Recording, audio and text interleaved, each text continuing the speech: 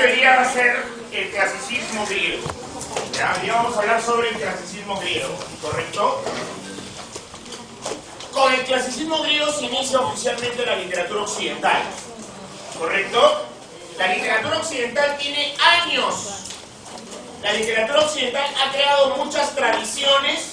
La literatura occidental tiene un montón de escuelas y esas escuelas y esas tendencias han influenciado a las otras literaturas existentes. Por ejemplo, la literatura latinoamericana ha tenido fuerte influencia de la literatura occidental hasta ahora. Bueno, pues esa literatura occidental se inicia con el clasicismo griego, porque hay clasicismo romano, pero primero tenemos el clasicismo griego. ¿Estamos de acuerdo? Entonces se considera que es la primera escuela literaria en lo que vendría a ser la literatura occidental universal. ¿De acuerdo? A partir de este momento comienza a construirse el concepto de lo que vendría a ser un clásico.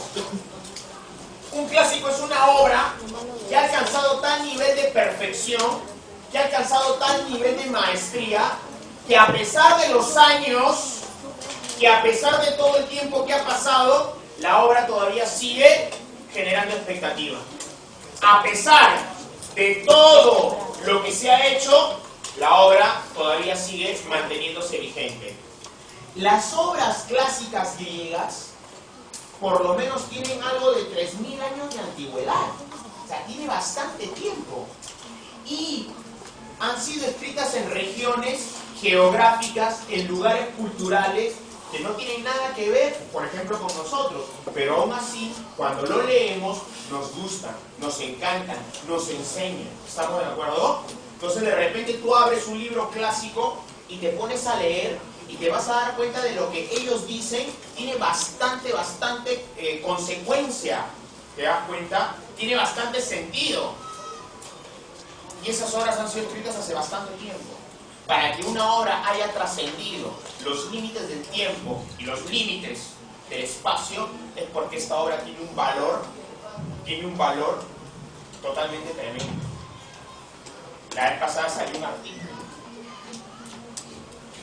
Mejor que estar leyendo libros de autoayuda. ¿No lees esos libros de autoayuda? Son libros que la gente lo lee porque son sencillos y te dicen cosas simplonas. Mejor que leer libros de autoayuda, aprende a leer los clásicos. Pero hay un problema con los clásicos.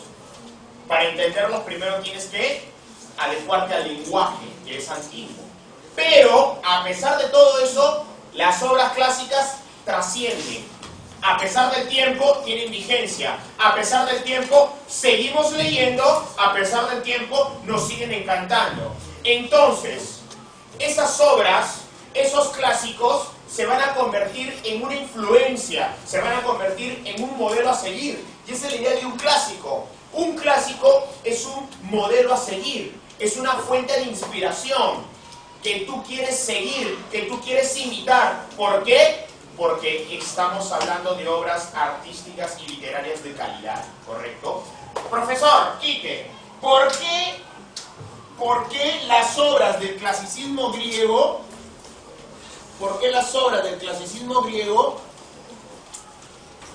son consideradas clásicos? Las obras del clasicismo griego son consideradas clásicas, ¿saben por qué? Porque las obras del clasicismo griego, primero, van a buscar la perfección, van a buscar la belleza. ¿Estamos de acuerdo? Esta perfección es desarrollada al milímetro, es desarrollada respetando un montón de características. Los griegos, dentro de la literatura, la gente del clasicismo griego, dentro de la literatura, no va a tomar las cosas a la ligera. Y es por eso que ellos van a buscar esta belleza, esta perfección. Para conseguirlo, un concepto muy importante para ellos va a ser el equilibrio. El equilibrio le da la belleza. Y el equilibrio tiene que estar entre el fondo, que es el contenido, y la forma, que es la estructura. Entre la forma, entre el fondo, entre la estructura y el contenido, tiene que haber un equilibrio. ¿Estamos de acuerdo? Tiene que haber una relación. Y para que se consiga esto, se tiene que respetar determinadas características, reglas y normas. Por ejemplo, existen las famosas unidades aristotélicas, que en esa época eran características y normas que se tenían que respetar. ¿Cuáles son las unidades aristotélicas? El tiempo, el espacio y la acción. Si tú ibas a relatar algo, tenías que respetar el tiempo, el espacio y la acción. Tenías que decir cuándo sucedieron los hechos. Tenías que decir dónde sucedieron los hechos y tenías que decir qué hechos sucedieron. ¿De acuerdo? Pues son normas, son reglas, son cánones, son preceptos.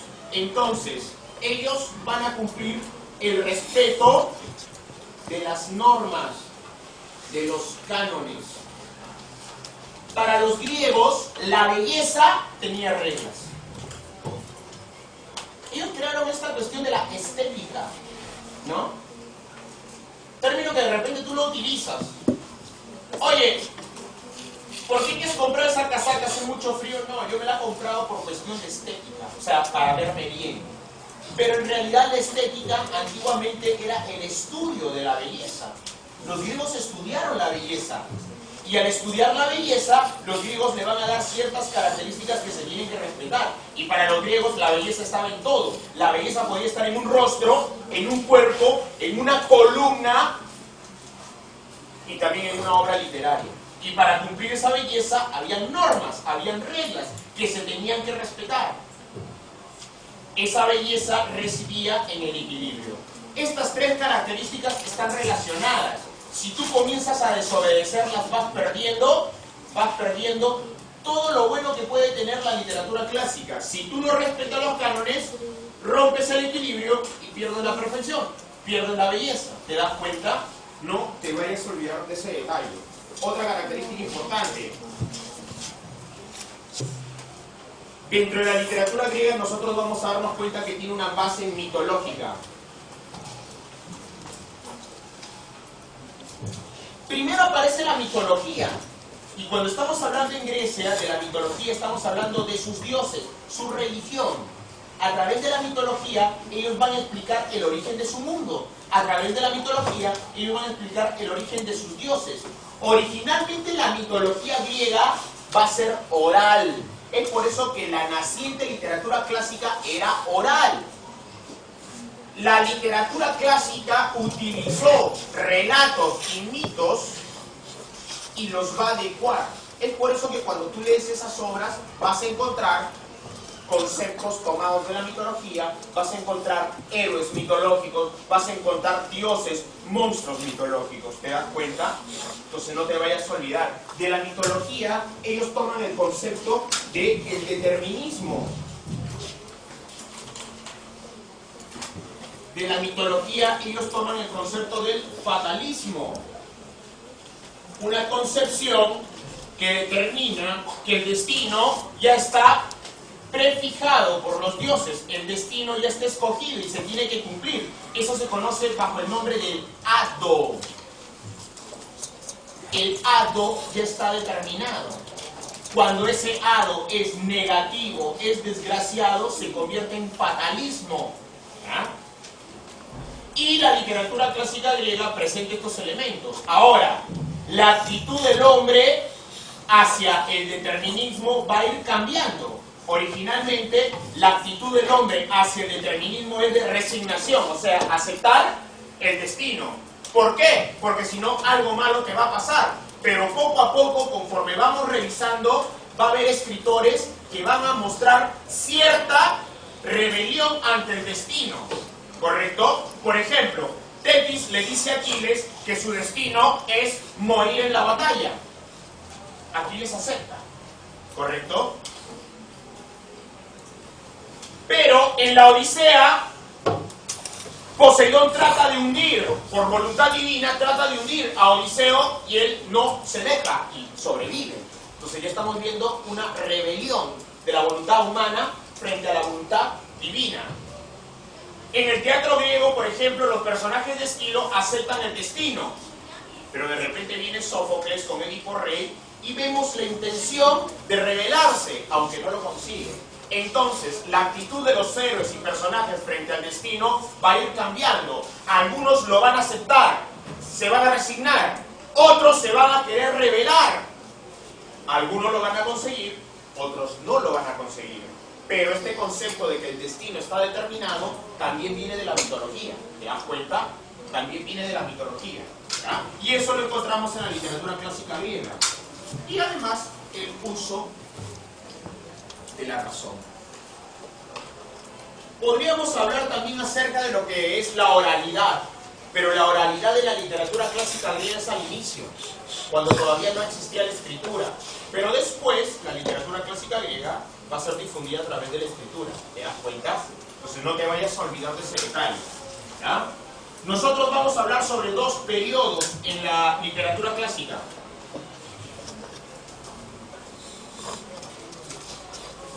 Nosotros vamos a hablar de dos periodos. Uno es el periodo jónico, arcaico, que es el periodo inicial. Y el otro, el famoso periodo ático. ¿Ah? ¿Correcto? Hay un tercer periodo, que es el periodo helenístico, pero no vamos a mencionarlo. O sea, no va a venir, no lo vamos a mencionar, lo dejamos ahí. ¿Ya? Vamos, primero vamos a hablar del periodo jónico o arcaico. ¿Estamos de acuerdo? Este es el periodo inicial. Grecia está naciendo y se están configurando las polis griegas, que son ciudades-estado, ¿correcto? Estas polis griegas son independientes. Cada una tiene a su propio soberano. Cada una decide a su propio ejército. Cada uno decide su propia economía, su propia forma de subsistencia. ¿Estamos de acuerdo? Pero todos representan a Grecia. En una eventual batalla, estas polis se unen y representan a Grecia. ¿Estamos de acuerdo? En el periodo jónico o arcaico, entonces aparece la emergencia de Grecia.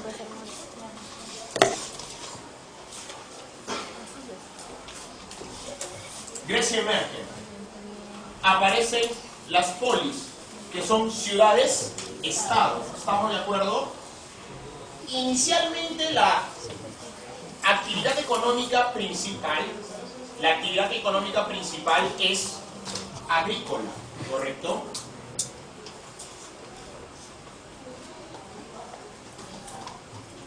¿Estamos de acuerdo? Lo que nos interesa desde el punto de vista literario es que durante el periodo jónico aparecen dos géneros literarios. En el periodo jónico aparece el género épico, durante el periodo jónico aparece el género lírico. ¿Ya? Primero aparece el género épico. El género épico es objetivo. ¿Estamos de acuerdo? El género épico se deriva de una latín griega que se llama epos, que significa narrar. El género épico relata sucesos que nosotros vamos viendo, captando, escuchando. Por eso es objetivo. Y poco a poco estos sucesos se van convirtiendo en heroicos. Entonces el género épico va a relatar sucesos heroicos. En la Grecia antigua nace la epopeya como especie del género épico, que va a ser la principal fuente de relatos heroicos en esa época. ¿Estamos de acuerdo? Te vayas a olvidar de eso. El género lírico viene de la lira, que es un instrumento melodioso, que es un instrumento que acompañaba al poeta cuando éste hablaba sobre sus sentimientos. Por lo tanto, la lírica es subjetiva. ¿Estamos de acuerdo? La lírica es subjetiva y obviamente se dedicaba a la alabanza y el entusiasmo, inicialmente, alabanza y entusiasmo de los paisajes, de la hermosura de algún paisaje o de los propios sentimientos. ¿Estamos de acuerdo? Entonces, en el periodo jónico o arcaico aparece el género épico y el género lírico. Vamos a hablar acerca de los representantes del género épico.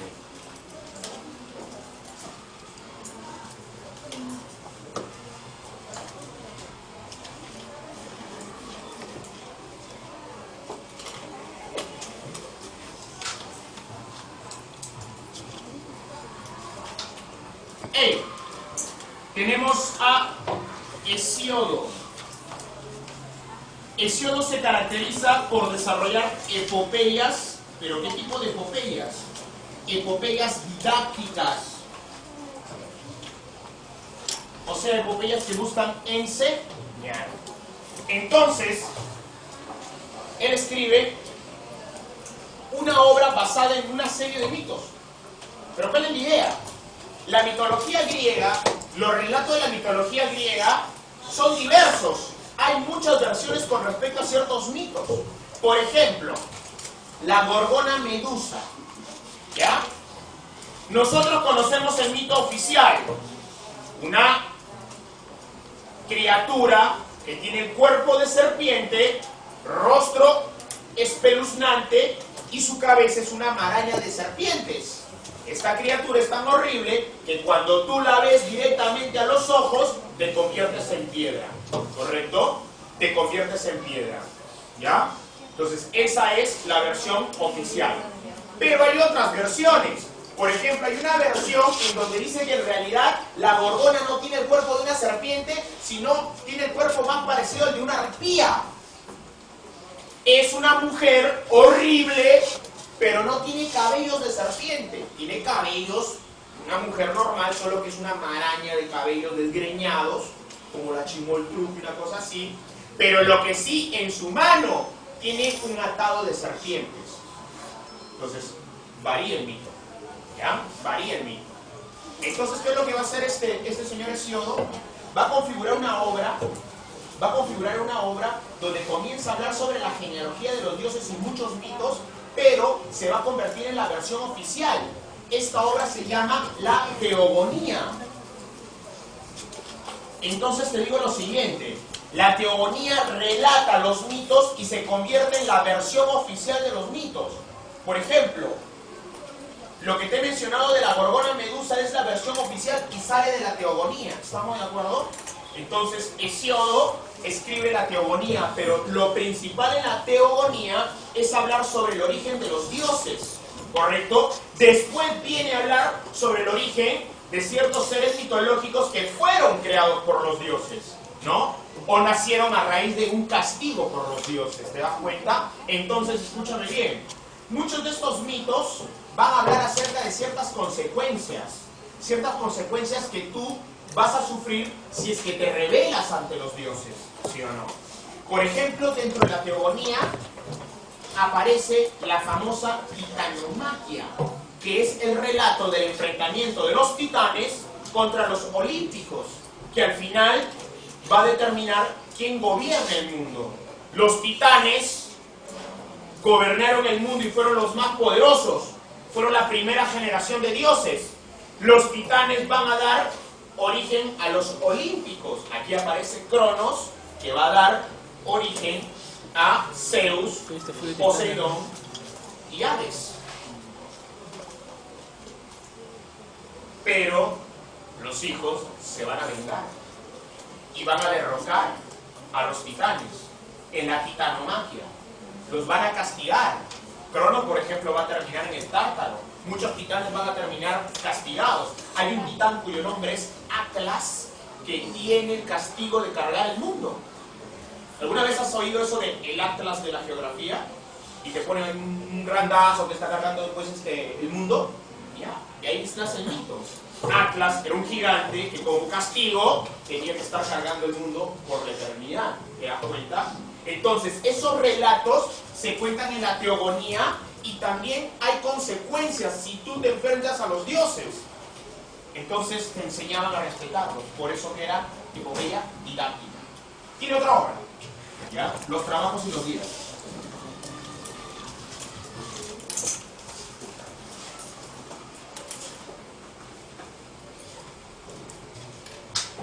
Otro, Homero.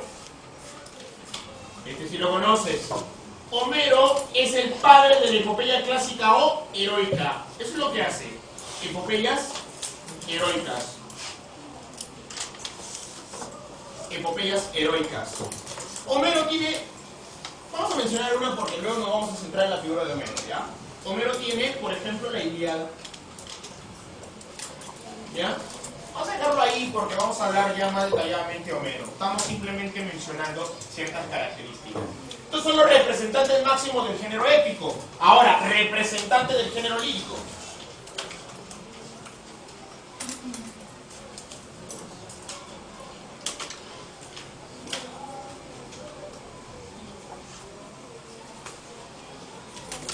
tenemos, por ejemplo, a Safo de Lesbos,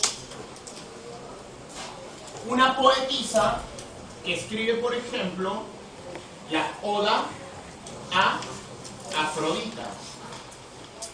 Safo de Lesbos hace una poesía entusiasta, una oda entusiasta. ¿Por qué? Porque aquí, en esta oda, muestra entusiasmo y alabanza hacia la diosa. ¿Estamos de acuerdo? Y tenemos, por ejemplo, a Píndaro. Píndaro hace una poesía erudita. Es más alturado. ¿Ya?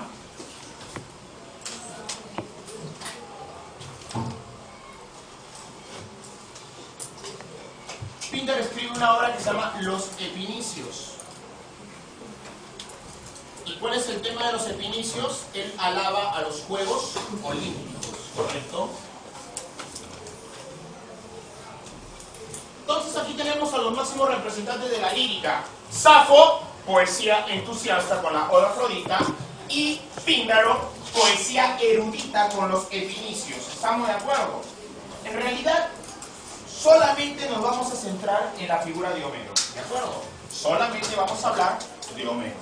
Te vayas a olvidar, ¿ya? Solamente vamos a hablar de Homero, ¿ya?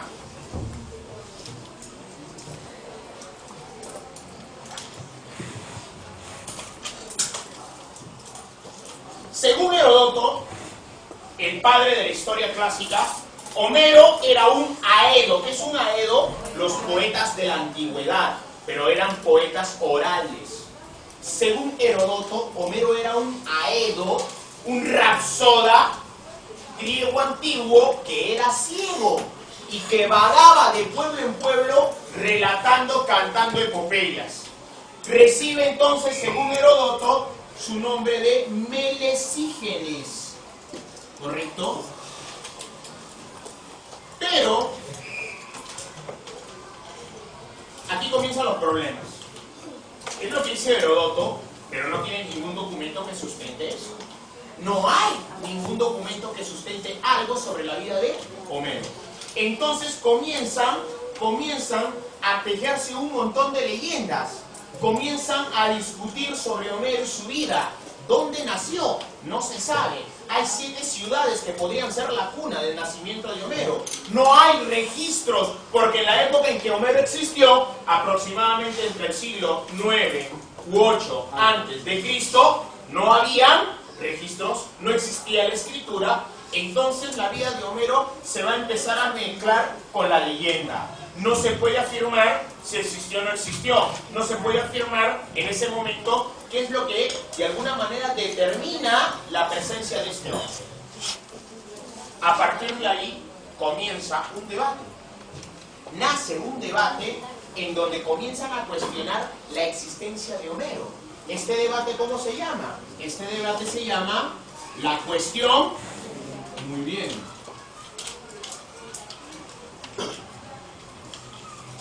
Ahora, no solamente van a debatir la existencia de Homero, sino también la autoría de las epopeyas que se le atribuyen, sobre todo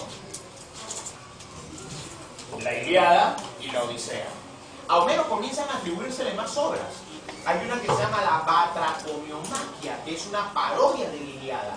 Hay unos relatos heroicos que son conocidos como los poemas homéricos, que también se le atribuyen. Entonces comienzan a decir, oye, ¿este pata lo escribió o no lo escribió? ¿Existió o no existió? Y se desarrolla un debate en la antigüedad. Este debate convocó a lingüistas, literatos, inclusive antropólogos. Hay un antropólogo de apellido Schiller que estaba tan obsesionado que inclusive comienza a hacer excavaciones en toda la zona del Asia Menor para encontrar Troya, la mítica ciudad de Troya donde se desarrolló la batalla, ¿correcto? Entonces él comenzaba a excavar, todo a raíz del famoso debate de la cuestión homérica. Todos buscan probar la existencia o la no existencia de Homero. ¿Te das cuenta? Ahora, hay cosas alucinantes. Algunos dijeron que sí existió, basándose en lo que dice Heródoto. Otros dicen que no existió. Otros dicen que en realidad Homero no era un poeta, sino un grupo de poetas. ¿Por qué? Porque había un término en la antigüedad, un término que significaba o se llamaba Homeridae. ¿Quiénes eran los Homeridae? Los hijos de los prisioneros de guerra. ¿Qué es lo que pasaba? Cuando en Grecia había guerras, todo el mundo que podía agarrar una espada iba a la batalla, menos los Homeridae, porque como eran hijos de los prisioneros, no se confiaba su lealtad. De repente van a la batalla y terminan traicionándonos. Entonces se quedaban ahí. Si me vas a traicionar, mejor quédate ahí, ¿sí o no? Los que iban a la batalla terminaban muertos, porque esas batallas eran sangrientas. Y los Homeridae, los hijos de los prisioneros de guerra, sobrevivían. Y se les encargaba a ellos configurar relatos heroicos sobre estas batallas. De ahí sale este concepto de que quizás Homero haya sido en realidad un grupo de poetas, porque deriva de esta palabra, Homeridae. ¿Te das cuenta? Los debates siguen, y poco a poco no llegan a ningún lado, ¿ya? Y como tú no puedes probar, y cuando tú no puedes probar ni la existencia, ni tampoco, ¿no?, la no existencia de algo, se queda así. Pues, como si agarras y digas, prueba la existencia de Dios, vamos a hacer un debate para probar la existencia de Dios. Entonces queda así. Con lo que dice Homero, es un poeta que vivió en la antigüedad y que relataba sucesos heroicos. Viene otro problema, la autoría.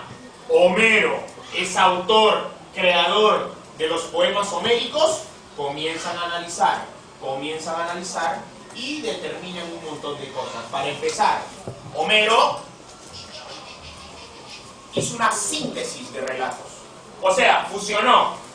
Escuchó relatos orales mitológicos sobre la guerra de Troya, sobre este periodo heroico, y poco a poco los va a ir juntando, creando una enorme epopeya. Otros relatos, aparte, van a ir creándose otra epopeya, a partir de relatos orales. ¿Estamos de acuerdo? A partir de relatos orales, él configura la Ilíada y la Odisea, que originalmente estaba destinada a ser escuchada, porque no había escritura. Por lo tanto, ¿qué es lo que hacía Homero? Los recitaba. Iba de pueblo en pueblo y se soplaba toda la Ilíada, lo recitaba.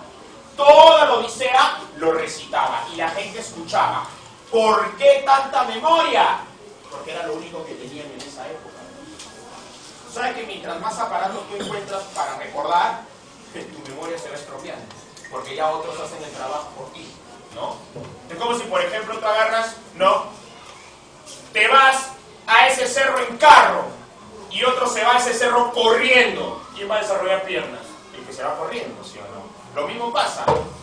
Mientras más técnicas para ir recordando y registrando, como por ejemplo la escritura, como por ejemplo las grabaciones, mientras más técnicas tengas, esto va disminuyendo. En esa época no había, lo único que tenías que era la memoria. Buscaban tips para poder acordarse. Por eso Homero tenía esa capacidad de recordar los 24 cantos de la Ilíada o de la Odisea y los recitaba. ¿Te das cuenta? Entonces, la Odisea y la Ilíada fueron configurados para ser recitados. Su origen es oral, ¿ya? No es que a Homero se le ocurrió la existencia de un conflicto entre Aquiles y Agamenón. No, él lo tomó de relatos ya existentes, ¿ya? Configuró a partir de una síntesis de relatos mitológicos sobre la guerra de Troya. ¿Estamos de acuerdo? Esa es la conclusión sobre la famosa cuestión homérica. Ya. Ahora vamos a hablar de la Ilíada. Para empezar, género épico, especie, epopeya. Es una epopeya heroica. La Ilíada, escúchame bien, como estructura presenta 24 cantos. ¿Correcto?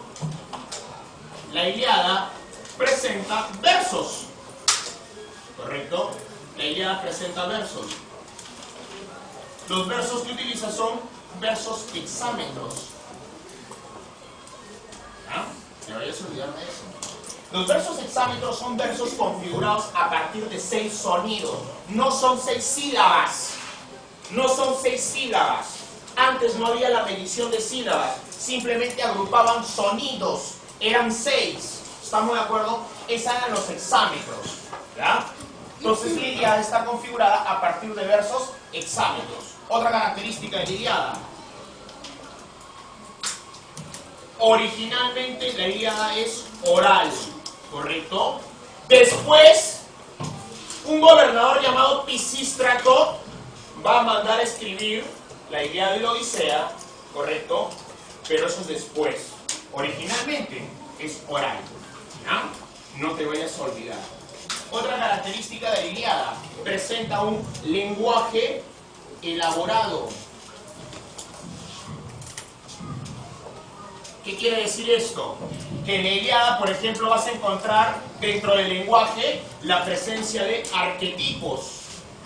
Es decir, los héroes tienen un arquetipo. Por ejemplo, el valor, que está acompañado con Aquiles. Por ejemplo, la astucia, con Odiseo. Por ejemplo, la prudencia, Néstor. Por ejemplo, la arrogancia, Agamenón. Por ejemplo, el patriotismo, con Héctor. ¿Ya? Entonces, son arquetipos. Presenta arquetipos. Otra característica de la Ilíada, dentro del lenguaje elaborado, hay símil, que es un símil, una comparación. Otra característica, la presencia de descripciones.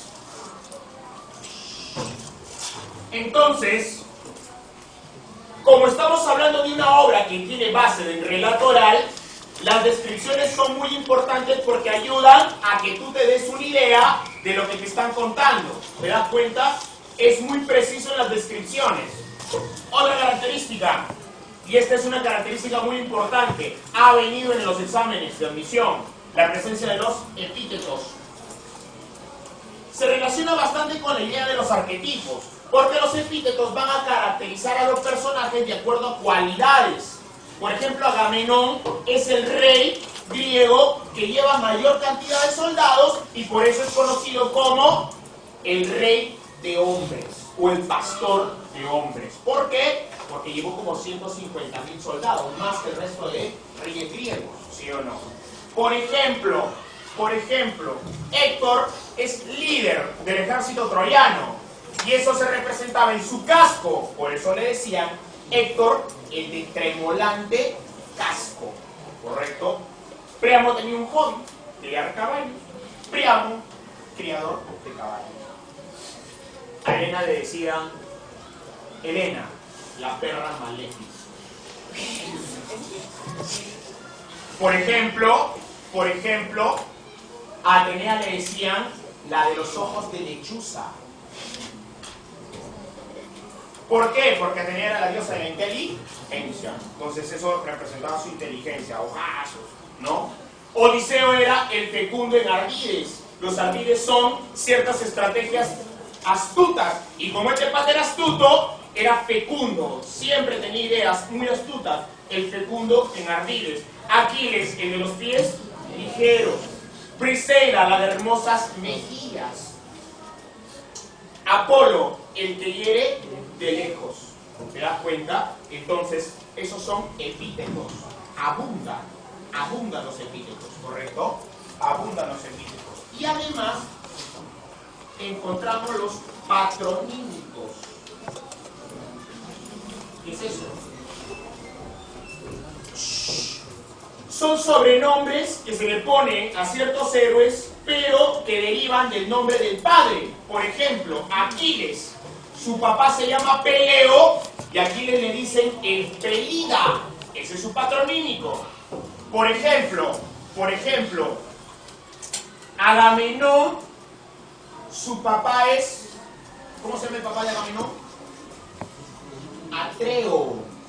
Y a Agamenón le dicen el Atrida. ¿Sabes cómo se llama el papá de Zeus? Cronos. Y a Zeus le dicen el Cronita. Son patronímicos. ¿Te das cuenta? Entonces, estas características van a resaltar en el lenguaje. Por eso, el lenguaje de la Ilíada es un lenguaje elaborado. ¿Ya? Otra característica de acuerdo a la narración. La narración es lineal. hay una sucesión en los capítulos.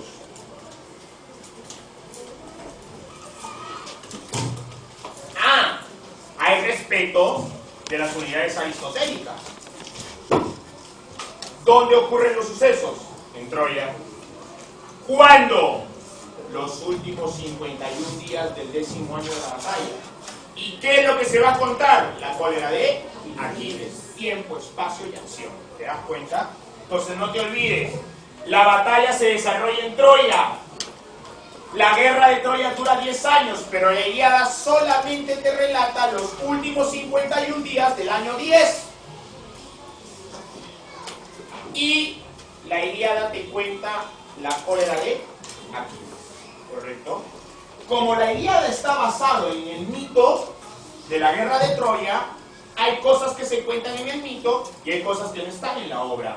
Y eso tú tienes que utilizar. Por ejemplo, tú tienes que utilizar la cabeza para darte cuenta. Si aquí te dicen que la Ilíada te cuenta los últimos 51 días del año 10, no te pueden relatar el rapto de Helena, porque el rapto de Helena es lo que da inicio a la batalla. ¿Te das cuenta? Ahora, por ejemplo, no te cuentan la muerte de Paris, no te cuentan la muerte de Aquiles, no te cuentan, por ejemplo, la destrucción de Troya, la construcción del caballo de Troya tampoco te lo cuentan. ¿Y por qué te lo digo? Porque de repente si tú no sabes cuál es el argumento de la obra, qué es lo que está en la obra y qué no está en la obra, entonces tú te puedes equivocar. Y puedes ahí pensar, porque muchos como yo hemos creído que de repente en la Ilíada yo voy a leer el rapto de Helena. Yo pensaba que en la Ilíada estaba el rapto de Helena, yo pensaba que en la Ilíada estaba la construcción del caballo. Cuando leía, yo decía, ¿y a qué hora diablo lo matan a Aquiles? Quiero que maten a Aquiles. No lo mataron nunca. ¿Te das cuenta? Hay cosas que ocurren en el mito, ¿no? Y hay otras cosas que pasan en la epopeya. Sí, de nada. No hay más gente, ¿no? Oye, no, muy bien, estamos bien.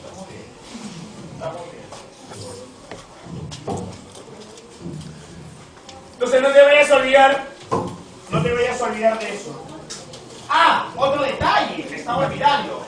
En la Ilíada, nosotros vamos a ver la presencia del determinismo y tú te vas a dar cuenta porque vas a ver la intervención de los dioses. Los dioses intervienen en una batalla que solamente le compete a los hombres, pero ahí están metidos.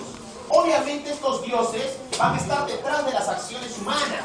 Estos dioses van a provocar acciones humanas. Estos dioses van a apoyar tanto a troyanos como a griegos, ¿ya? A cualquier bando. Por si acaso, si en una separata tú encuentras una pregunta y te dice ¿apoyó a los dioses aqueos? Los aqueos son los griegos. Si en una separata encuentras y me dicen ¿apoyó a los teucros? Los teucros son los troyanos. Troyanos, no coreanos, troyanos. ¿No? En esa época no había todavía bombas nucleares. ¡Hey! Personajes griegos y los dioses que los apoyan. Lo más importante, ¿ya? Por ejemplo, los griegos aqueos también le dicen los árgivos. Pero eso ya es bien bravo que te den una de estas, ¿no? ¡Hey! Agamenón, rey de Argos. Su hermano, Menelao, rey de Esparta. ¿Estamos de acuerdo? Aquiles, líder de los mirmidones, su ejército. Odiseo, Ulises, perdón. Odiseo, rey de Ítaca. Néstor, rey de Pilos. Ajax, el grande. Ajax, el grande, guerrero de Esmirna. Diomedes no es rey, pero es aliado de Néstor, ¿correcto? Es noble, no es rey, pero es noble. ¿Ya? Provecho, señorita, con su desayuno. Tiene potasio, ¿no? Ayuda al crecimiento y al desarrollo intelectual. Diomedes, no olvides. Patroclo.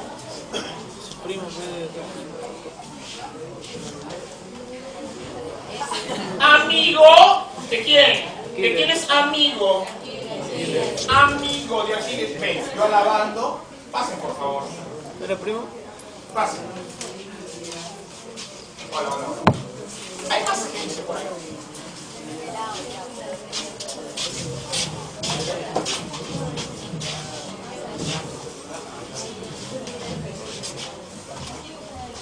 Oye, dioses que apoyan a los griegos, Atenea, Hera, Tetis, la Nereida Tetis, Hefesto. Ahora vamos con los troyanos. Tenemos en los troyanos, silencio. Tenemos a Príamo el rey. Tenemos a Héctor,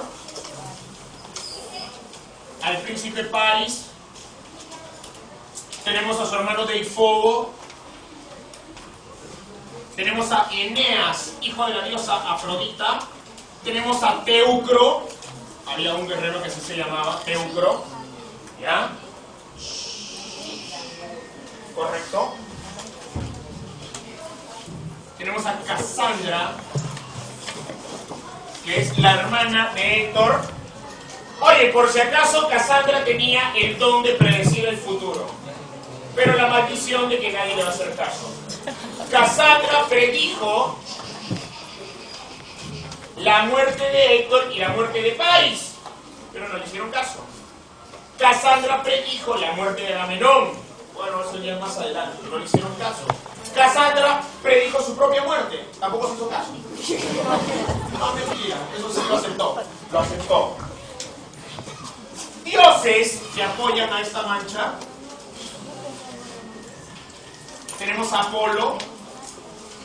Tenemos a Afrodita. Tenemos al amante de Afrodita. Por si acaso, Afrodita es oficialmente la esposa de Hefesto,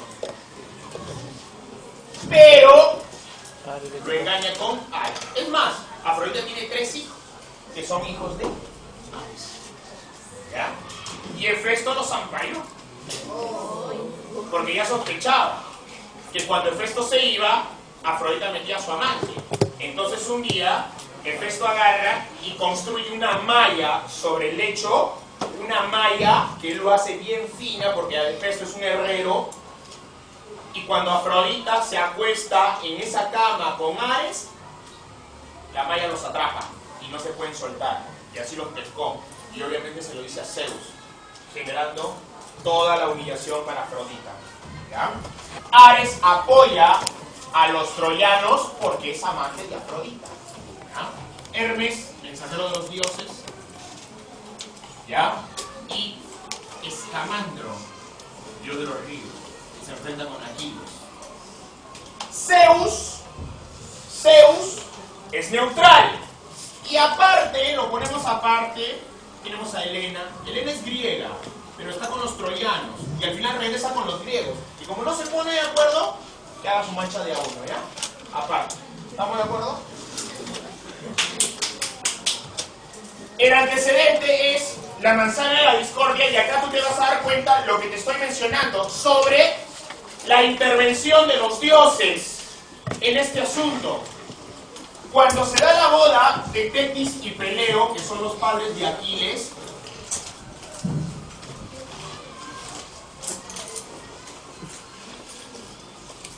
cuando se casan, al banquete nupcial son invitados muchas grandes personalidades, ¿no?, del Olimpo, ¿sí o no? Entonces se da la boda de Tetis, alfombra roja, y pasan todos los dioses del Olimpo, no bien a la smog, pasan los dioses del Olimpo para el banquete, pero no invitan a Eris, que es la diosa de la discordia. ¿Ya? Entonces Eris pone en la mesa del banquete una manzana con la inscripción para la más hermosa, generando la discordia, generando el conflicto. De ahí viene ese término, hoy, la manzana de la discordia, o sea, ¿cuál es la razón del conflicto? Eris pone ahí la manzana, que era para la más hermosa. ¿Ya? La manzana había sido forjada por Hefesto, y Hefesto ni siquiera sabía, ¿no? ¿Por qué? Simplemente vaya en un favor de una manzana de oro, ¿correcto? Y ponga ahí la inscripción. Ya, no te preocupes. Ah, ahí está. Cuando comienza el conflicto, tres diosas destacan como título de las más hermosas. Era la esposa de Zeus, Atenea, la hija de Zeus, y Afrodita, la diosa del amor y del erotismo. Entonces comienza una discusión que no tiene final ni conclusión, y las tres diosas van a hablar con Zeus para que Zeus decida, pero Zeus no se mete en el lío. Astutamente Zeus trata de evadir. Entonces agarra a Zeus y le dice, mira, ¿cómo acá se tiene que decidir por una cuestión de belleza, o sea, la más hermosa, que el hombre más hermoso decida? Entonces le da el poder de decisión al más hermoso. Paris tiene que decidir. Oye, Paris también es conocido como Alejandro, pero Paris, su nombre griego. Entonces Paris decide, pero Paris no sabe qué hacer. Uno, las tres son bonitas. Dos, son diosas. Entonces, ¿qué hago? Si yo decido por una, las otras se van a molestar. Pero para que llegue a esa decisión, cada una de las diosas va a tratar de convencerlo. Pero ¿quién gana en argumentos? Afrodita tiene mejores y más contundentes argumentos. Entonces Afrodita se acerca moviendo los argumentos y le dice, susurrándole al oído, muy sensualmente, si tú me escoges como la más hermosa, no usa esta voz que yo tengo. Imagínate que es una voz de mujer. Si tú me escoges como la más hermosa, yo me convierto en tu protectora y te doy a la mujer que tú quieres. Entonces le entrega la manzana. Por lo tanto, Afrodita se convierte en la más hermosa. De acá, bueno, pues Atenea dice ya, no soy bonita, pero soy inteligente. Hera es la que se molesta. Hera pide venganza por esa majadería, porque Hera pensaba que le iban a dar la manzana ya que era la diosa suprema, pero no le dieron la manzana. Entonces Hera decide vengarse del troyano y de su raza, los troyanos. Agarra y va donde Zeus. Le cuenta, mira, tú no sabes lo que me ha hecho. Le cuenta con exageración y todo. ¿Sabes cómo son las esposas? Entonces Zeus no tiene otra que aceptar los caprichos de su mujer. Zeus siempre acepta los caprichos de la mujer. ¿Saben por qué? Porque Zeus también le ha hecho buenas. Entonces, bueno, ya, ok. Ya está bien, ¿no? Está bien. Está bien. Escúchame. Zeus manipula a Paris, porque los dioses tienen ese poder. Ese concepto se llama ate, que en griego significa confusión. Entonces, si tú agarras y eres manipulado por un dios, es que has sido víctima del ate. Entonces, Zeus manipula a Paris para que Paris se acerque y le diga a Afrodita que quiere a Helena, esposa del rey Menelao. Afrodita acepta y rapta a Helena y se la lleva con Paris. ¿Te das cuenta? Se van a la batalla. Se inicia la guerra de Troya. ¿Y sabes por qué? Porque cuando Helena era joven, ya se estaba volviendo una mujer bonita, toda la familia de Helena sabía que eso iba a generar conflicto. Tenían miedo de hacerla casar porque ya muchos reyes griegos, muchos nobles griegos la estaban pretendiendo. Era tan hermosa que generaba las más bajas pasiones de los hombres, que los sacaba de quicio. Por ella, los hombres hacían tonterías y se peleaban por ella. Ella tenía temor de que eso termine en toda una masacre. Entonces no sabía qué hacer. Acá aparece Odiseo, el astuto. Y Odiseo da la solución. Que la madre escoja, que la madre de Helena escoja al pretendiente. Y los que han sido rechazados, que firmen un pacto de no intervención. Y si ese pacto se rompe, el resto tiene la obligación simplemente de vengarse. Por ejemplo, la madre de Helena escoge a Menelao, rey espartano, como marido de Helena. Los que han sido rechazados firman un pacto. Si él rompe el pacto, el resto se va a la guerra. Muy bien, es una buena solución. Odiseo recibe el premio, casarse en matrimonio con Penélope, la prima de Helena. Entonces, ya está todo listo. Pero ahora, París se ha llevado a Helena. Menelao, molesto, habla con su hermano, el rey Agamenón, y dice que hay un pacto. Por lo tanto, apela al pacto y Agamenón convoca a todos los reyes griegos. Grecia se va a la guerra por el rapto de Helena de Troya. Este es el antecedente, que forma parte del mito, pero que no está en la Ilíada. La Ilíada se inicia con la invocación a la musa, en donde te avisan que están hablando sobre la cólera de Aquiles. Menciona que Aquiles, en su cólera, causó muertes, precipitó almas al infierno, los cuerpos los convirtió en pasto de aves. O sea, los cuervos se tragaban a todos los cuerpos, ¿te das cuenta? Entonces, así comienza, hablando sobre la cólera de Aquiles. Dice, confíase la voluntad de Zeus. Mira cómo intervienen los dioses. Entonces dice, y así puso el conflicto entre el Pelida y el Atrida. O sea, el conflicto entre Agamenón y Aquiles. Acá comienza todo. La cólera comienza de esta forma. Agamenón tiene una esclava. La esclava de Agamenón se llama Criseida. Oye, cuando los griegos entraban, por ejemplo, atacaban una ciudad en Troya, atacaban un lugar en Troya, saqueaban. En cada ataque ellos saqueaban. Y el reparto era equitativo. Todos se llevaban la misma parte, y si había para agarrar esclavas, todos se llevaban una esclava. Entonces cada quien agarra a su esclava. Agamenón agarra a Criseida, Aquiles agarra a Briseida. Cada quien tiene su esclava, todos por igual, equitativamente. Pero Agamenón no se dio cuenta de un detalle. Criseida no es cualquier mujer. Criseida es sacerdotisa, y las sacerdotisas son nobles, ¿correcto? El padre de Criseida es sacerdote, su nombre es Crises, y es sacerdote de Apolo, uno de los dioses más poderosos. Bueno, al enterarse Crises que tienen a su hija, se acerca con un cofre de rescate pidiendo que le devuelvan a Criseida. Crises se acerca, se pone de rodillas y todos los reyes griegos están ahí escuchándolo, porque todos los reyes griegos van a tomar la decisión. La decisión en esa época se tomaba en debate, ágora, se tomaba en conjunto. No es que yo decido, sino todos los reyes griegos discutían, se llegaba a un acuerdo y se tomaba la decisión. Es por eso que cuando Crises se entrevista, no solamente está con Agamenón, sino están todos los reyes griegos.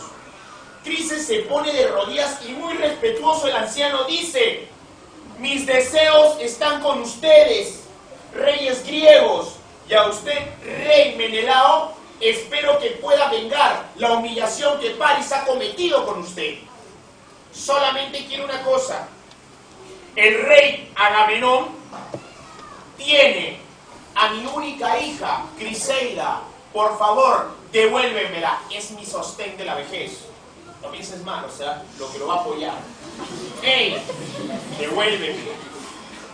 Y a cambio, acá está un cofre con tesoros como rescate. Agamenón arrogante agarra y le dice: ¿y tú quién eres? Soy Crises, sacerdote de Apolo.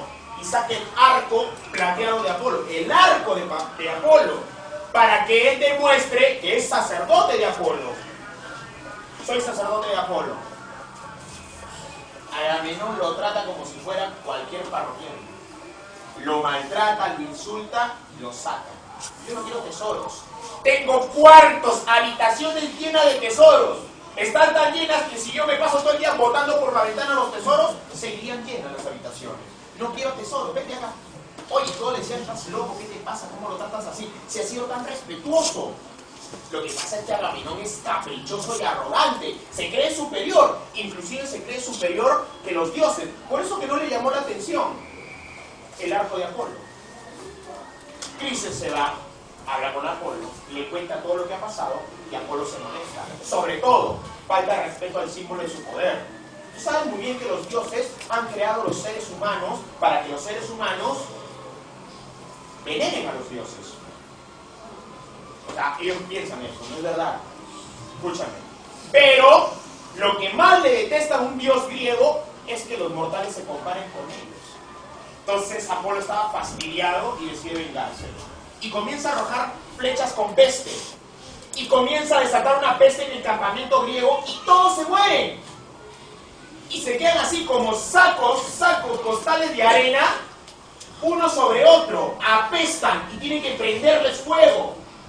Y la peste está matando a todos. Y obviamente el ejército griego se disminuye y eso puede hacer de que pierdan la batalla. Así que todos se reúnen nuevamente en Ágora porque quieren saber cuál es el motivo. ¿Por qué nos están castigando? Obviamente los dioses.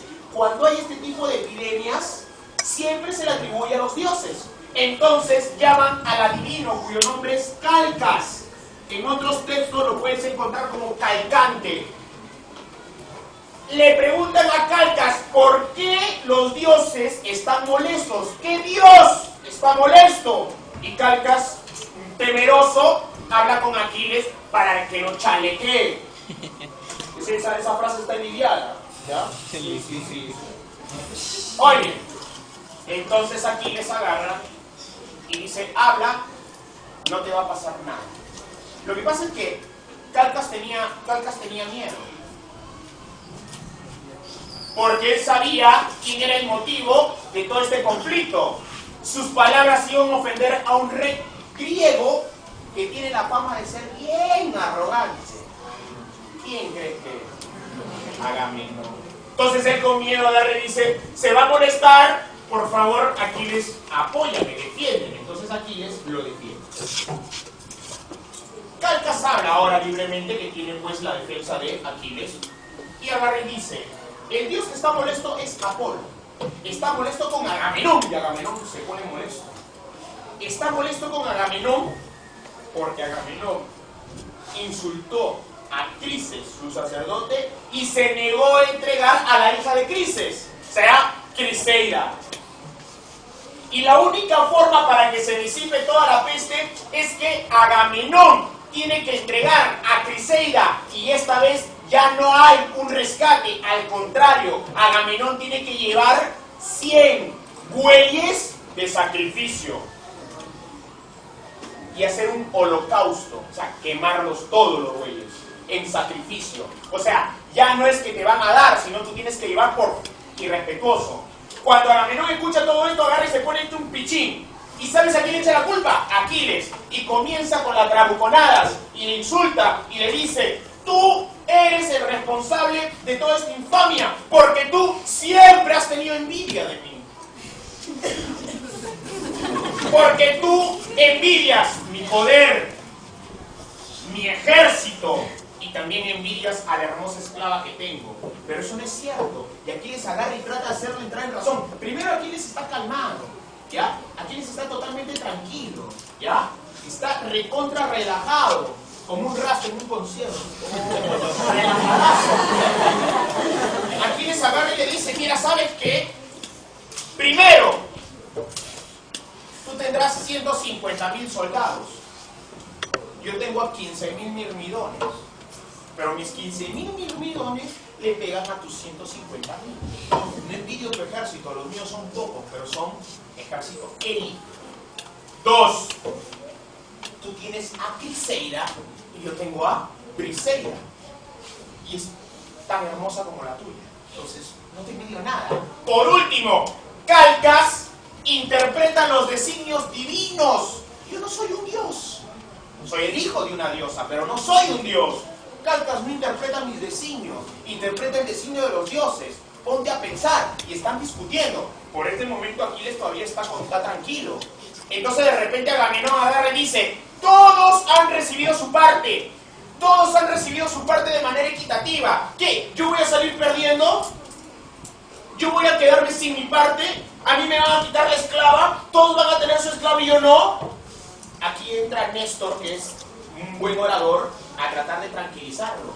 Entonces agarra y le dice: pero ponte a pensar, Agamenón. Ponte a pensar de que tu capricho va a matar al ejército griego. Vamos a perder la batalla. Estamos 10 años luchando y por tu capricho vamos a tirar todo por la borda. Tienes que ser más coherente. Y además, mala suerte. Raptaste a una mujer que no era esclava, era sacerdotisa. No es culpa de nadie.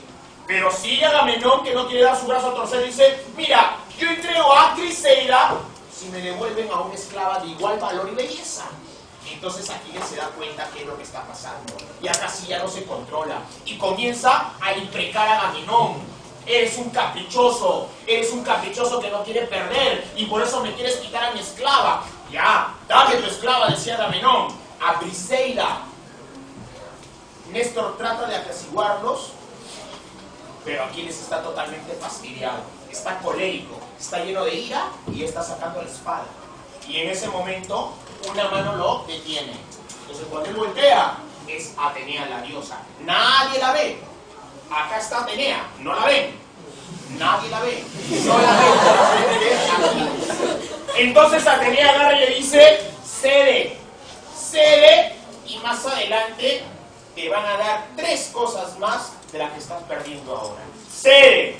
Entonces, pero así a regañadientes, esa persona que está ahí pero molesta y al final ya no puede hacer nada y cambia su rabia por impotencia, agarra y guarda la espada y deja que se la lleve. Agamenón manda a 2 guardias para que se lleven a Briseida. Los guardias entran a la tienda de campaña de Aquiles orinándose de miedo y Aquiles está ahí. Entonces entran los guardias y Aquiles agarra y de frente agarra y les dice: no tengo nada contra ustedes. Ustedes están simplemente cumpliendo órdenes, así que tranquilos, y les sirve vino. Por Grecia. Entonces se relajan y se llevan a Briseida. Odiseo va a ser el encargado de devolver la esclava Criseida a su padre. Odiseo se va con 100 bueyes y agarra y los ponen en hogueras y los quema. Pero mientras se van calentando, sacan trozos de la carne cocida, ¿ya? Y comienzan a comer y lo invitan a Odiseo. Entregan, la peste se disipa, pero Aquiles no se queda contento. Se pone a llorar, se va a la orilla del mar y de una espuma sale la diosa Tetis. La madre, sale Tetis de una espuma. Y le dice: ¿por qué es el motivo de su pena? ¿Por qué está llorando? Aquiles le cuenta todo y Tetis se molesta. ¿Cómo es posible que Agamenón, siendo un simple mortal, puede hacerle esto al hijo de Tetis? Eso no tiene ningún sentido y ella no lo puede aceptar. Entonces agarra a Tetis y le dice: ¿sabes qué? Mañana agarra a los mirmidones. Agarra a los mirmidones y retírate de la batalla.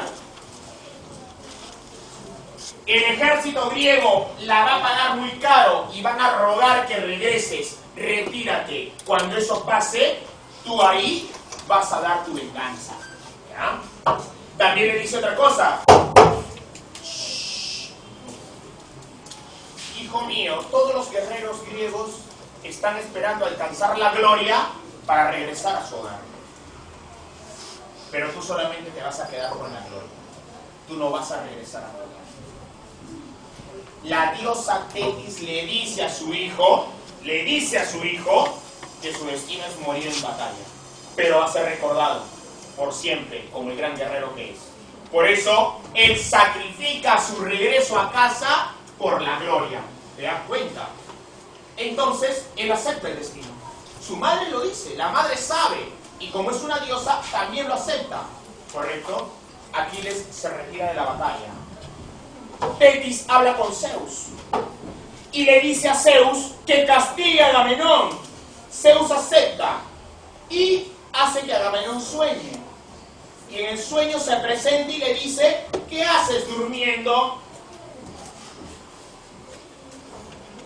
Lleva tus ejércitos a la batalla, porque la gloria y el triunfo te están esperando, valiente guerrero. Y se levanta Agamenón y dice: tiene razón. Y levanta a todos. Levanta a todo el mundo para que salgan a pelear.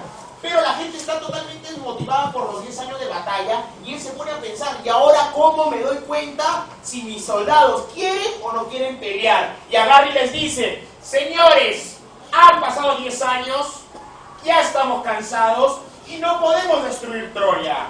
Ya ayudamos a nuestro hermano a Menelao, lo hemos apoyado, estamos acá 10 años, ya creo que es hora de regresar. Hemos demostrado nuestro valor. ¿Qué quieren, morir lejos de sus hogares?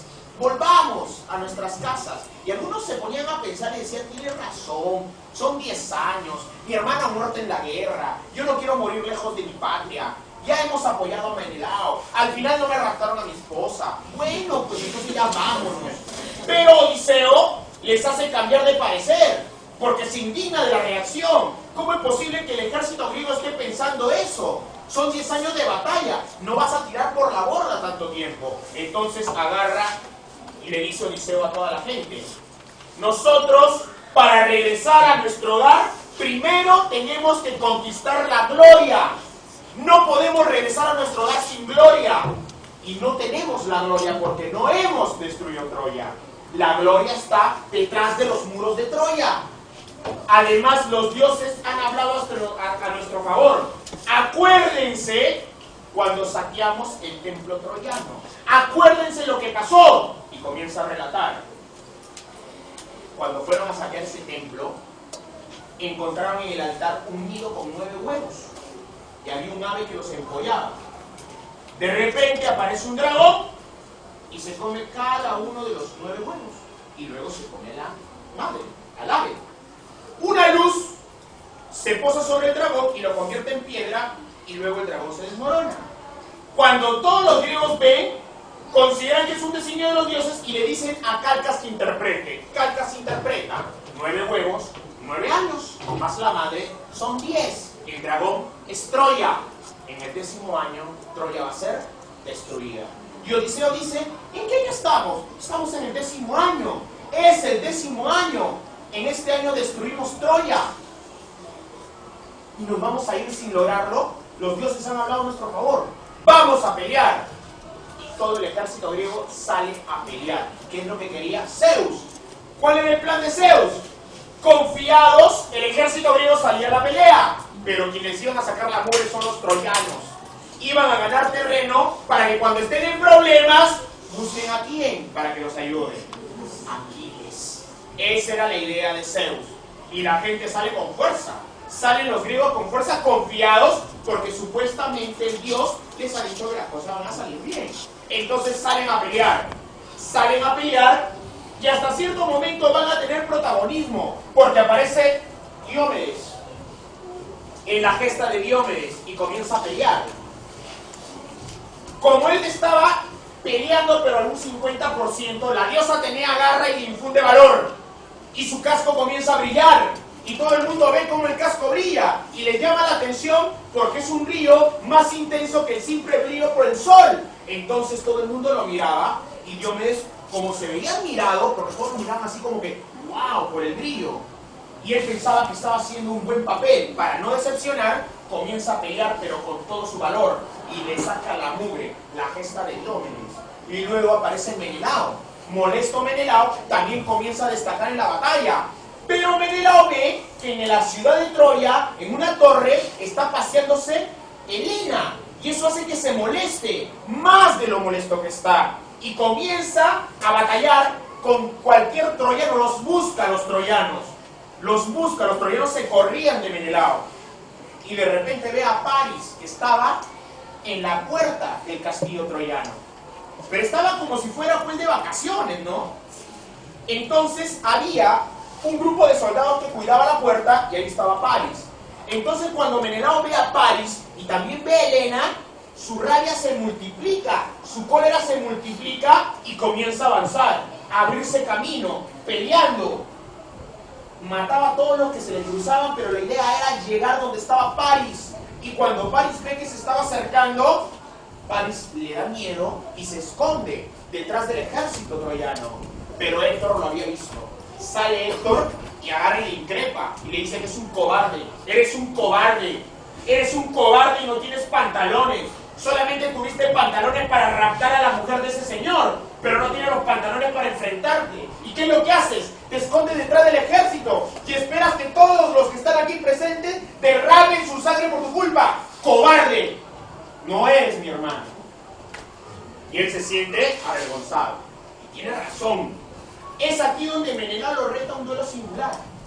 Y cuando se pasa la voz que va a haber un duelo singular, toda la bronca se detiene. Esa es la regla. En un duelo singular ya no hay peleas. Todos hacen una tregua para que los duelistas se enfrenten. Hay normas. No es que me peleo y ya. No es que te saco la vuelta, te engaño, te doy una trampa. No, hay reglas. ¿Ya? En los duelos hay reglas. Primero se pone en una distancia. Imagínate, estoy acá y mi retador al otro extremo del salón. Primero lanzan un sorteo para ver quién arroja una lanza. Entonces, si supongamos que yo arrojo la lanza por sorteo, mi contrincante tiene que hacer todo lo posible para defenderse. Si él muere, se terminó todo. Si él se logra defender y no pasa nada, ahora él tiene que arrojar una lanza. Si me mata, pierdo todo. Pero si yo me defiendo, lo esquivo, ¿no? Lo esquivo. Entonces, sacamos espadas y ya el enfrentamiento es cuerpo a cuerpo. Paris y Menelao se van a enfrentar. Príamo tiene miedo porque su hijo no es un guerrero. Antes de la batalla era pastor de borregos. En cambio Menelao sí es guerrero desde que tenía 5 años. Entonces es una diferencia abismal. ¿Qué es lo que va a pasar? Se hace el sorteo, Paris sale ganando y arroja la lanza. Menelao esquiva. Menelao arroja la lanza y Paris tuvo la suerte de reaccionar y poder librarse de la trayectoria de esa lanza. Pero la lanza fue arrojada con tanta fuerza que la punta de hierro atraviesa el escudo y casi lo deja tuerto. Cuando baja el escudo, porque los escudos de los griegos, ¿no?, de la falange griega, eran pues unos escudos ya que cubrían casi todo el cuerpo. Entonces, cuando él baja el escudo, que le pesaba una barbaridad, ya Menelao estaba a punto de meterle un sablazo. Y comienza a arremeter con fuerza. Arremete con una fuerza impresionante y Paris solamente tiene la oportunidad de cubrir. Y así está, pues. Una cosa que está solamente con el escudo, cubriéndose. Y ahí Menelao, que le revienta la espada, literalmente se la parte. Porque le imprime tanta fuerza al golpe que la espada se parte en 3. Y agarra, desarma a Paris y se lo lleva de una sola mano a donde está el campamento griego. Los griegos están esperando ya. Cae un poco oscuro, pero con espada. Príamo ya ve perdido a su hijo. Príamo ya ve que a su hijo lo van a destazar. Pero aparece una nube de polvo y desaparece Paris. Oye, Menelao lo busca, no lo encuentra. Para que haya tenido esa desaparición no es normal. Por lo tanto, él llega a la conclusión que un dios ha intervenido. Entonces, ¿quién fue? Afrodita, su protectora. Se reinicia la batalla, siguen peleando. Hay otro duelo singular. Héctor, líder del ejército troyano, sale en su caballo y amenaza, mira, todo el ejército, yo soy Héctor, el ejército griego, y agarra y dice, ¿quién es el héroe, el guerrero que se atreve a pelear conmigo? ¿Quién quiere pelear conmigo? Hay sorteos y sale ganador Ajax, el grande. Es un gigante, le doble en tamaño a Héctor, pero Héctor también es guerrero de nivel y los dos se van a dar. Pelearon desde el mediodía hasta aproximadamente entrada la noche, pone 7 de la noche, y durante ese periodo la pelea va a estar pareja. La pelea va a estar pareja y como llega la noche, ya no se puede dar el duelo y lo detiene. Y declara un empate y el respeto se van a dar regalos. Héctor le regala su espada y Ajax le regala un cinturón enorme que usaba como protección en el bajo vientre. Le regala el cinturón. Se reanudan las batallas. Están peleando, pero ya los griegos están perdiendo y Néstor y Odiseo y buscan a quién, buscan a Aquiles y piden que por favor regrese a la batalla. Aquiles no quiere regresar a la batalla, se van decepcionados. En ese momento Aquiles en su carpa está acompañado por Patroclo. Parece que Patroclo ha estado ahí con Aquiles. Bueno, pues, Patroclo agarra y le dice, molesto, ¿cómo le vas a dar la espalda a tus compatriotas? Aquiles ni siquiera le quiere hacer caso. Entonces Patroclo dice, yo voy a entrar a la batalla. Pero le pide que le preste su armadura y que también le preste al ejército y los mirmidones. Llega, se pone la armadura, entra a la batalla. Escúchame, cuando entra, todo el mundo piensa que realmente es Aquiles. El ejército griego se va a motivar, pero el ejército troyano se va a replegar. Y acá aparece la gesta de Patroclo, en donde Patroclo, viendo que le tienen miedo, obviamente por la armadura, Patroclo comienza a destacar en la batalla y comienza a pelear como nunca en su vida había peleado. Comienza a destacar y eso va a dar motivación al ejército que comienza a tomar un montón de vidas en cuanto que comienza a matar un montón de gente. Odiseo, motivado, se sube a una carroza, agarra, escúchame bien, agarra el arco y, peor que Leo, comienza así, a matar a cualquier cantidad de gente, ¿ya? Pero Apolo está mirando a Aquiles y se da cuenta que hay algo raro en sus técnicas de pelea. Está peleando muy bien, pero como que no es el estilo de pelea de Aquiles. Y luego se pone a fijar y se da cuenta de la trampa. Detecta que no es Aquiles, simplemente es Patroclo. Entonces agarra su arco y su flecha y mide. Lo que pasa es que este pata tiene puntería, por eso le dicen Apolo el que quiere de lejos. Oye, mira qué tal puntería, porque el objetivo es tumbarle el casco, y para tumbarle el casco solamente tienes que rozar en el penacho, ¿no? En un plumero que tienen ahí en los cascos, solamente tienes que rozarlo, porque si te pasas lo puedes matar. La idea es tumbarle el casco y le tumba el casco y lo dejan en evidencia. Cuando le tumban el casco, él pierde la concentración y una lanza se le clava justo en la división del hombro con la manga, esta parte se le clava y eso hace que él pierda estabilidad. Y esa pérdida de la estabilidad lo aprovecha Héctor, lo remata. Héctor lo mata. Héctor lo mata y comienza una batalla por capturar el cuerpo, ya que quieren llevarse la armadura de Aquiles como trofeo de guerra. Ajax y Menelao defienden, pero van a ser replegados. En este momento comienza Odiseo, que está en el carruaje, comienza a repartir flechas para tratar de defender el cuerpo. Pero Héctor agarra una lanza y lo arroja, pero justo en la rueda. Y cuando está rodando se engancha y se saca la mugre Odiseo. ¿Ya? Menelao nuevamente sale a defender, pero le arrojan una flecha que le cae en el estómago, pero no le hace mucha herida porque él se lo quita. Oh, no pasa nada. Y sigue peleando. Pero al final se llevan el cadáver de Patroclo. Tienen que avisarle a Aquiles que no sabe nada.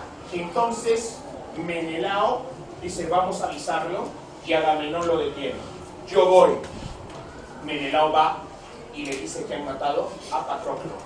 Aquiles pone el grito en el cielo. Menelao le pide disculpas por su reacción, le devuelve a Criseida y también le da un cofre. Las disculpas, Briseida y el cofre. ¿Te acuerdas lo que dijo la diosa?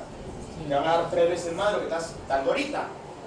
Hacen las paces y Aquiles le pide a Hefesto que le forjen una nueva armadura. Hefesto le forja su armadura, entra a la batalla y acá comienza a destacar. Es la segunda cólera de Aquiles. La idea es capturar a Héctor, pero el ejército troyano ya sabe que lo tiene que defender. Así que se arma toda una cortina, un muro, para tratar de defender a Héctor.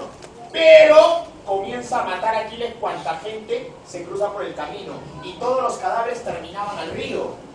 Escamandro, dios del río, no podía transitar porque los cadáveres que habían matado a Aquiles obstruían su paso. Escamandro se molesta y se enfrenta a Aquiles. Y los dos comienzan a darse. Aquiles no le puede hacer nada, es un dios. Pero también Escamandro no le puede hacer nada porque él es invulnerable. Entonces simplemente quedan en una especie de empate y se separan. La cuestión es que Aquiles no pierde el objetivo, Héctor.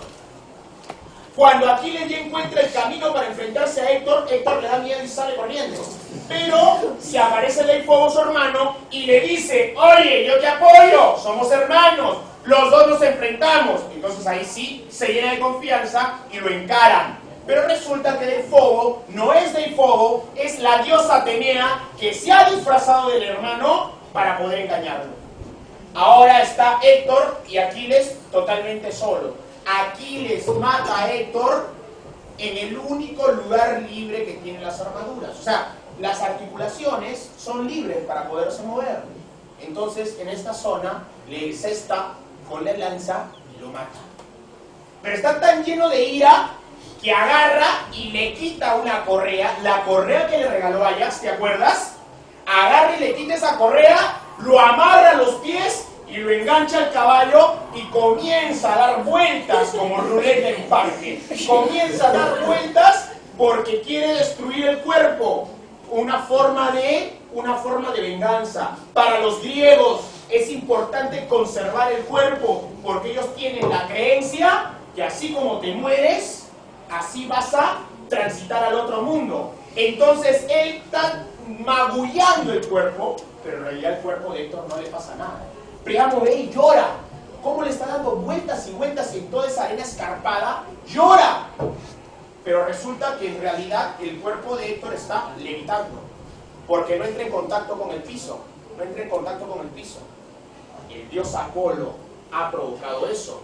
Ha hecho que levite. Le da vueltas y no pasa nada. El cuerpo está intacto. Se aburre y regresan al campamento griego.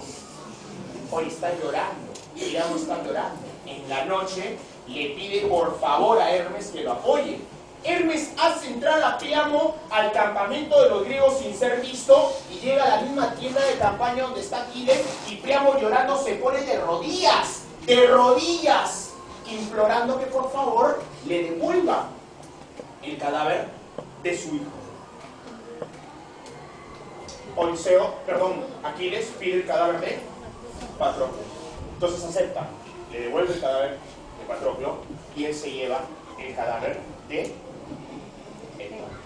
Se dan los funerales de Patroclo, lo queman con su uniforme, pero en honor al héroe hay Juegos Olímpicos y después en Troya se dan los funerales de Héctor. ¿Correcto? Y es así como termina el Ilíada. ¿Hay preguntas ahí? Por si acaso, el tema de la colega de Aquiles. Ya, a ver, preguntas.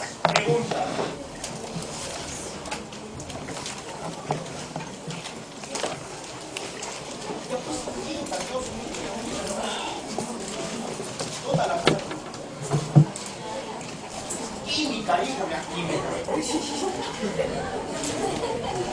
El arrebato de París al raptar Helena se encuentra protegido por Afrodita. Primer movimiento literario occidente. Clasicismo. En la Ilíada el narrador usado es omnisciente. La normatividad de la literatura griega en el teatro. Ok. La normatividad de la literatura griega en el teatro en la actualidad se regula por... O sea, ¿quién plantea en un análisis del teatro ciertas normas? Como por ejemplo, las unidades aristotélicas. ¿Quién plantea las unidades aristotélicas? Marca. Eso no viene nada al caso porque es de la tragedia, ¿ya? En Ilíada no tiene una participación activa. ¿Saben quién es Pílades? era un sirviente en el ejército griego, era un sirviente nada más. Ok. Safo, poesía entusiasta. Homero, épica heroica. Píndaro, poesía erudita. Y Hesiodo, épica didáctica. ¿Cuál es tu clave? Muy bien. Literatura griega. Asimiló características como la música y la religiosidad de otras culturas. ¿Verdadero o falso?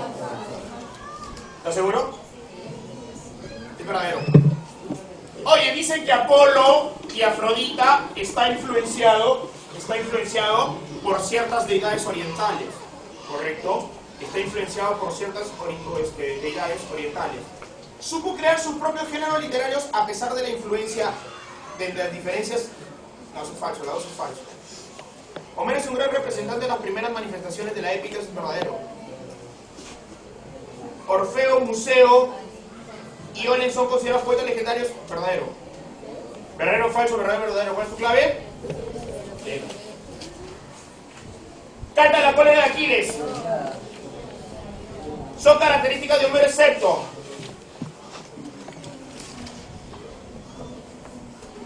La primera dice, de allí, o sea, de la literatura de Homero nace la mitología y la religión. No. Primero aparece la mitología. Después vienen las obras de Homero. La 1 es falso. La 2, ¿verdadero o falso? La 3, la 2 es verdadero. La 3, verdadero. La 4 es falso. Muy bien. ¿Qué te están pidiendo? Son características de Homero excepto. Te están pidiendo las falsas. 1 y 4. No hay clave.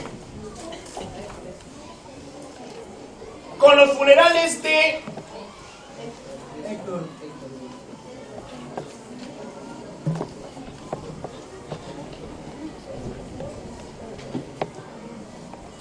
Muy bien. Los funerales de Héctor. ¿Sabe cómo se llama la esposa de Héctor? Hécuba. Respuesta de la 10 es beso. Son atribuidos a Homero excepto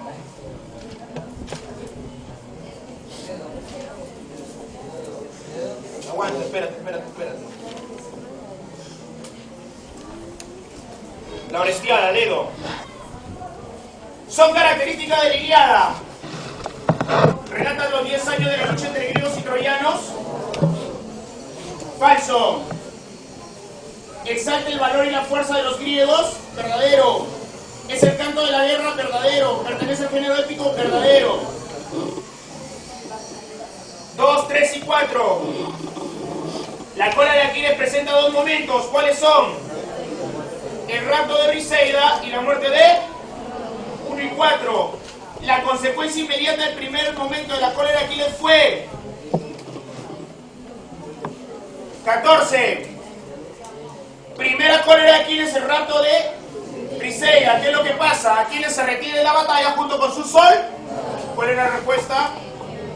Dedo, el rapto de Briseida. La consecuencia, enano. Relaciona. Adivino de males, escalcante. El que estremece la tierra. Era. Perra maléfica. Aguanta. Pero no, pues está mal esto. Poseidón estremece la tierra por el dios del mar. Bueno, ya. Corrige. 1C, 2D, 3A, 4B. ¿Hay? Ya marca. Lo corrige ahí, estremece el mar. El que estremece el mar. Listo. Eso es todo. ¿Dudas? Pueden salir.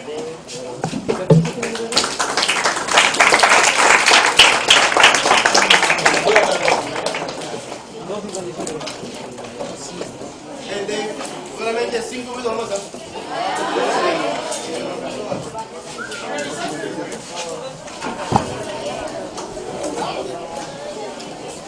Huele.